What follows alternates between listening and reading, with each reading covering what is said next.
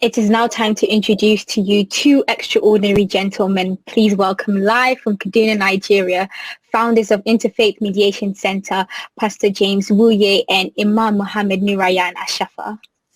Welcome, gentlemen. Welcome. It looks beautiful where you are. Thank you for being here at the Anti-Racism Live Global Digital Experience. How are you? Fine. Thank you for having us. It's a pleasure to be with you and the whole world here where we are. Today, Peace One Day, I send my greeting of peace. It's a tradition in Islam to everybody over there listening to us and listening and watching at the same time by saying Assalamu alaikum.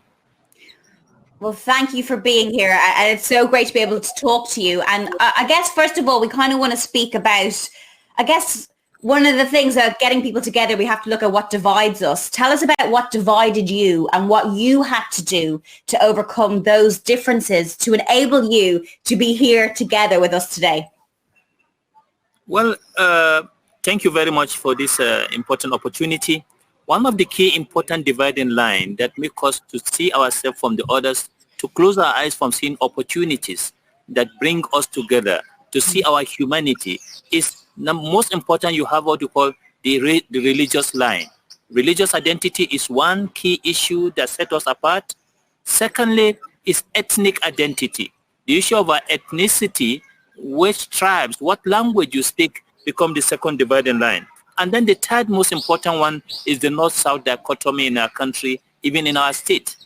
This North-South dichotomy is a socio-political divide that sets us apart. Even though we are under one nation, with hoping we have one destiny, we have this serious division that sets us apart. And this division leads to the issue of fear of relating with the other. And it creates the process for demonization and or hatred and oppression of the other. These are some of those key important elements, as I would like to say clearly. And as he has just said, it made us hate, it made us kill, it made us maim. Losing my hand in one of the things that has caused this challenge, Imam and I hated so much. But the Bible is very clear about coming together. In Acts of Apostles chapter 17 verse 26, it says, and he made them one man, every nation of mankind, live together. So on the face of the earth, having determined and allotted their time. So we did not manage our differences well, and that had led to killing. But today, the most important thing is we have saw it very clearly from even the religious tradition that people have misused and abused. We have saw the important need for us to unite. Quran chapter 49 verse 13, we've been inspired to say that God created us all as one single nation in tribes, color, and races, not because we need to hate one another, but we need to love one another. And that's what you see in us here, ability to love, engage with one another, because according to Muhammad, the prophet of Islam, no Arab is superior than the white man, neither is the white man superior than the black. We are all one, children of one person, Adam and Eve. So the world should take away hate, remove hate, and let's love one another as Imam and I exemplify. We differ.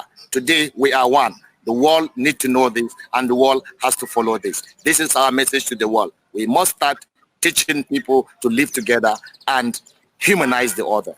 Because there are only two brothers in the world. You are either brothers and sisters in faith or brothers and sisters in humanity. That's why we end up with this quote that says, look, between what is right and what is wrong, there is an open garden. Between what is right and what is, there's an open garden. Can we meet there so that we can work together for the common good of our humanity? And Imam and I today are in the garden somewhere else in Kenya and building among people who are divided. Peace to the world and peace to all of you out there. Love to see us. Love to see us.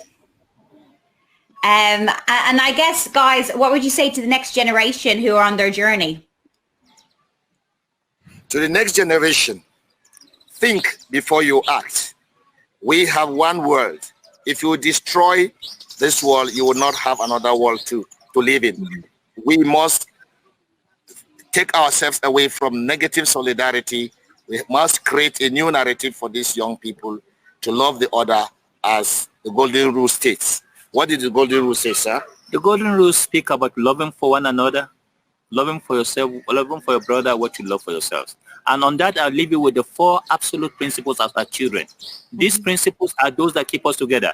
Absolute purity, absolute honesty, absolute unselfishness, and unconditional love.